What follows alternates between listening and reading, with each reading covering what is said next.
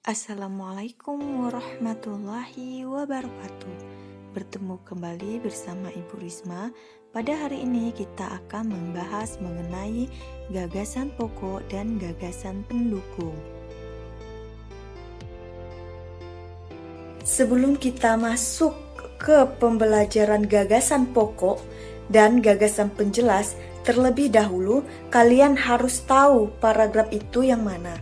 Karena pada setiap bacaan terdapat beberapa paragraf dan pada tiap paragraf itu memiliki beberapa kalimat. Nah, pada paragraf tersebutlah terdapat gagasan pokok dan gagasan penjelasnya. Jadi, ketika kita akan menentukan gagasan pokok dan gagasan penjelas, kita harus tahu dulu yang mana paragraf, yang mana kalimat. Berikut ini adalah contoh paragraf. Kalian bisa lihat di situ ada tanda panah yang kalimat pertamanya agak menjorok ke depan itu. Nah, itulah yang dinamakan dengan paragraf. Jadi, pada bacaan tersebut terdiri dari 3 paragraf. Nah, kemudian kita tentukan lagi kalimatnya. Setiap kalimat itu diakhiri dengan titik. Coba hitung paragraf pertama. Dihitung titiknya ada berapa? Ya, ada 4. Jadi ada 4 kalimat.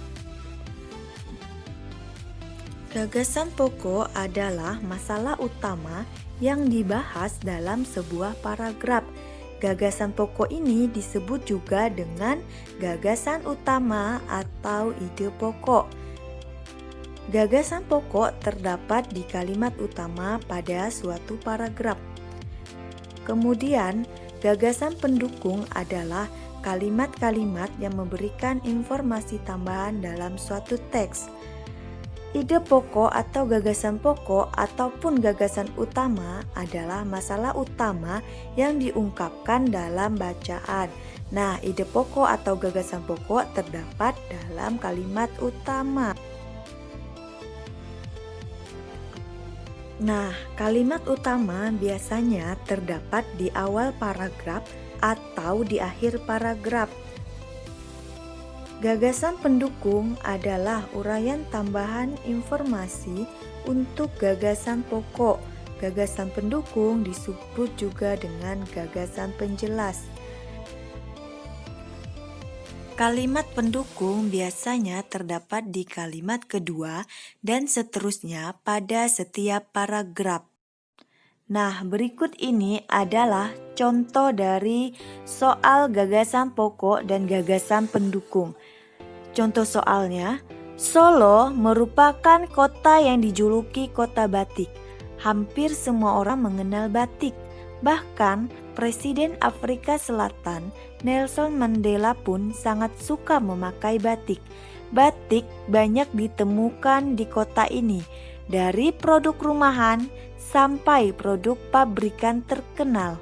Motif batik sangat beragam, ada udang liris, kaung, sidomukti, parang kembang, parang kritik, dan banyak lagi. Jika Anda menginginkan batik, datang saja ke kota ini. Anda dapat langsung menuju Pasar Klewer, pusat penjualan batik yang terkenal itu. Nah, dari contoh soal tersebut dapat kita tentukan gagasan utama dan gagasan penjelas. Adapun gagasan utama pada contoh soal tersebut dapat kita lihat kalimat utamanya dulu. Kalimat utamanya biasakan ada di awal dan ada di akhir. Dalam paragraf ini sepertinya kalimat utama itu terdapat di awal kalimat, karena di kalimat terakhir itu dia menjelaskan, berarti itu adalah kalimat penjelas yang terdapat gagasan penjelas. Baiklah, karena kalimat utamanya adalah kalimat pertama, Solo merupakan kota yang dijuluki kota batik, maka gagasan utamanya adalah Solo dijuluki kota batik. Kemudian gagasan penjelasnya adalah seperti yang sudah dijelaskan tadi, bahwa gagasan penjelas itu biasanya terdapat di kalimat kedua dan seterusnya, atau dia selain dari kalimat kalimat utama. Nah, itulah gagasan penjelas.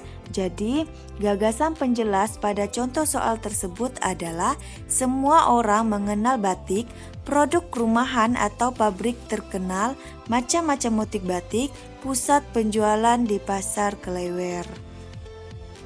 Baiklah anak-anak, sekian pembelajaran kita hari ini. Semoga bermanfaat dan rajin-rajin belajar di rumah. Sampai berjumpa di pembelajaran berikutnya.